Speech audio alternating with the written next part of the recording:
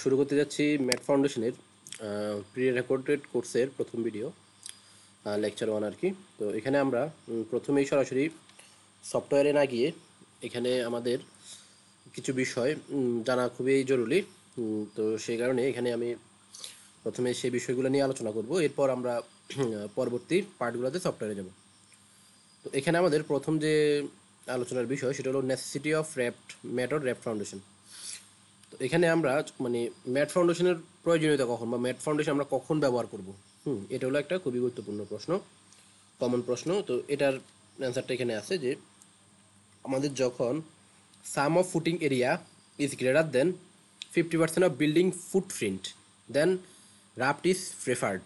মানে হলো আমাদের টোটাল যে বিল্ডিংয়ের এরিয়া বা ফুটপ্রিন্ট আর কি, ফুটপ্রিন্ট তার যদি 50%-এরও বেশি, যদি আমাদেরকে মানে ফুটিংগুলো যদি 50%-এর বেশি এরিয়াটা দখল করে ফেলে, টোটাল বিল্ডিং এরিয়ার বিল্ডিংয়ের ফুটপ্রিন্টের 50%-এর বেশি যদি ফুটিং এরিয়াটা দখল করে ফেলে, তাহলে আমরা সেক্ষেত্রে ম্যাট ফাউন্ডেশন দিব। মানে টোটাল বিল্ডিংয়ের যে আমাদের এরিয়া, সবগুলা ফুটিংয়ের এরিয়া আমরা যোগ করে যদি টোটাল বিল্ডিংয়ের এরিয়ার সেটা 50% চেয়ে বেশি হয়, তাহলে সেটা আমাদের তখন আমরা ফুটিং না দিয়ে তখন আমরা ম্যাটে চলে যাবো। কারণ তখন আমাদের দেখা যায় যে একটা ফুটিংকে ওভারলেপ করে ফেলে, অনেক সময় দেখা যায়।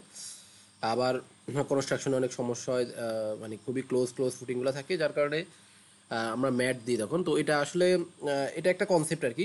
আরও বিভিন্ন কারণ আছে, ইকোনমিক্যাল, তারপরে কনস্ট্রাকশন ডিফিকাল্টি, বিভিন্ন বিষয়, তারপরে আরও অনেক বিষয় আছে। সবগুলা বিষয় মিলে তখন ডিসিশন নিতে হয় আর কি। শুধু এটার উপর ডিপেন্ড করে যে আমরা ম্যাটটা দিয়ে দিব, বিষয়টা এমন না।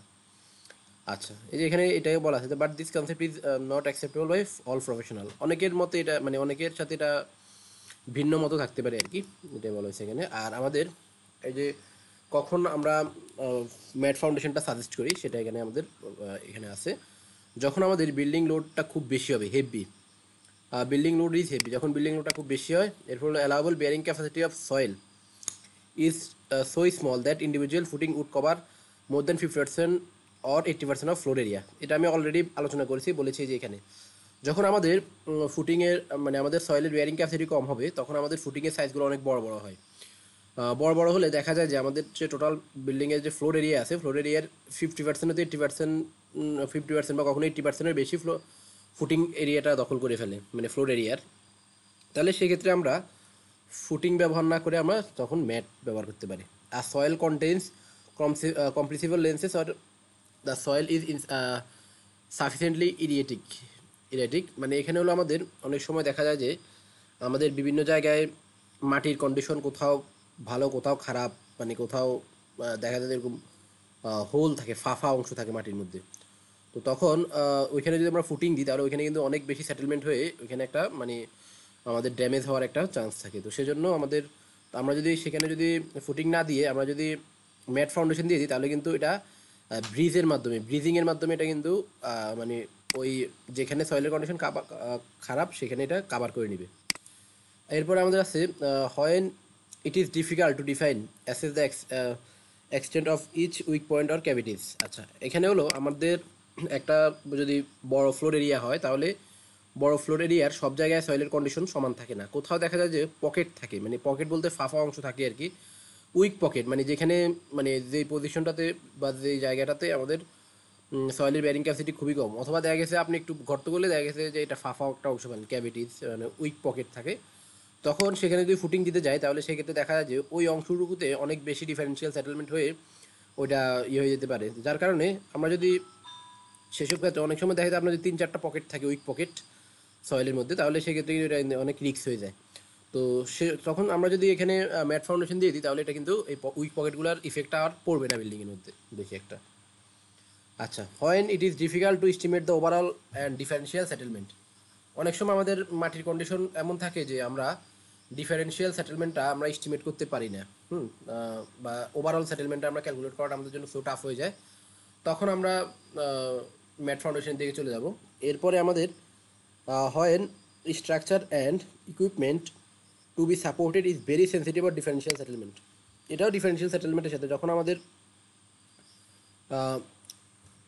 ভেরি সেন্সিটিভ, মানে আমাদের স্ট্রাকচারটা যদি এরকম হয় যে ডিফারেন্সিয়াল সেটেলমেন্ট টোটালি হওয়া যাবে না। ডিফারেন্সিয়াল সেটেলমেন্ট হলে মানে হলো আমাদের ফুটিংয়ের বিভিন্ন জায়গায় বিভিন্ন রকম, মানে এক এক জায়গায় এক এক রকম সেটেলমেন্ট, কোথাও 1 ইঞ্চি, কোথাও 2 ইঞ্চি, কোথাও 2.5 ইঞ্চি, মানে ম্যাটের আর কি, এরকম।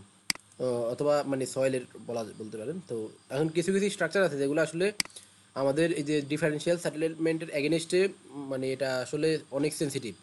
তো সেসব স্ট্রাকচারগুলোতে ম্যাট ফাউন্ডেশন করতে হবে। এরপর where structure naturally themselves for those matter of raft foundation such as soils, chimneys, water tower. Soils, chimneys and water tower এগুলোর মধ্যে আমাদের ম্যাট ফাউন্ডেশনটা লাগবে, দিতে হয় আর কি, দিলে ভালো সেটা। এরপর floating foundation cases where is soil is having very poor bearing capacity and the total weight of the superstructure is proposed to be balanced by the weight of the soil removed. আচ্ছা, তো এখানে হলো যখন আমাদের সয়েলের condition খুবই খারাপ থাকে তখন আমরা ম্যাট ফাউন্ডেশনের যে আমাদের ডেপথ, সেই ডেপথ থেকে আমরা যে পরিমাণ আমরা সয়েল রিমুভ করব, সেই সয়েল রিমুভের যে ওয়েট, সেটার ওয়েট আর যদি আমাদের এক্সিস্টিং, মানে আমরা যে বিল্ডিংটা করতে চাই সেটার ওয়েট যদি সমান হয় তাহলে সেখানে ম্যাট ফাউন্ডেশন দেওয়া যেতে পারে। If the amount of differential settlement between the various parts of the structure supported on mat foundation is such lower than individual footing but undergone the same of the amount of the maximum settlement. এখানেও আমাদের ওই যে individual ফুটিংয়ে যদি আমরা করি, দিই, তাহলে সেক্ষেত্রে দেখা যায় আমাদের যে ম্যাক্সিমাম যে সেটেলমেন্ট সেটা কিন্তু অনেক বেশি হয়ে যায়। তো আমরা সেসব ক্ষেত্রে আমরা ম্যাট দিতে পারি। Maximum total settlement allow which can be particular structure on mat foundation is the more than structure is resisting on the individual footing. এগুলো আসলে অলমোস্ট প্রায় সবগুলোই সেমই আমাদের। আর আমাদের লাস্ট যেটা, এটা ইম্পর্টেন্ট খুবই, সেটা হলো where basement are is to be provided. আমরা যদি বেসমেন্ট, বিল্ডিংয়ের যদি বেসমেন্ট থাকে তাহলে সেখানে কিন্তু ম্যাট ফাউন্ডেশনটা আমাদের জন্য খুবই ইফেক্টিভ হয়, মানে ম্যাট ফাউন্ডেশন দেওয়া লাগে বললেই চলে। আচ্ছা, এরপরে আমাদের এখন আলোচনা করব ম্যাট ফাউন্ডেশনের সুবিধা নিয়ে। তো ultimate bearing capacity increase with increasing width of the foundation bearing deeper soil layers in influence zone, মানে ম্যাট ফাউন্ডেশন দিলে আমাদের আলটিমেট যে বেয়ারিং ক্যাপাসিটি সেটা কিন্তু অনেক বেড়ে যায়। এরপর consolidation decrease with increase depth of basement.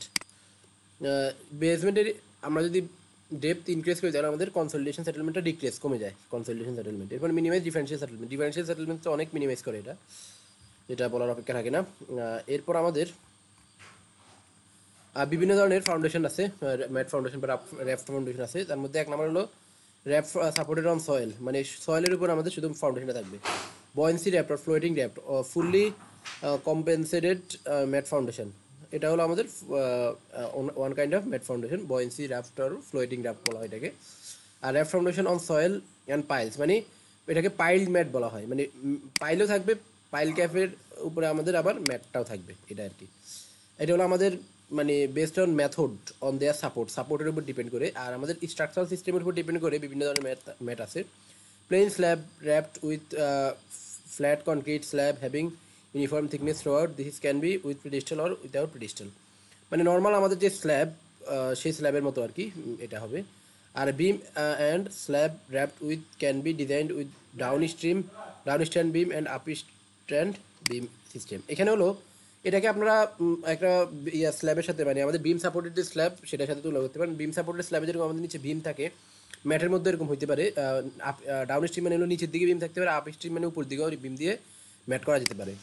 এরপর হলো voided mat or cellular raft or framed raft with foundation slab walls column and one of other floor slab acting together to give the rigid structure.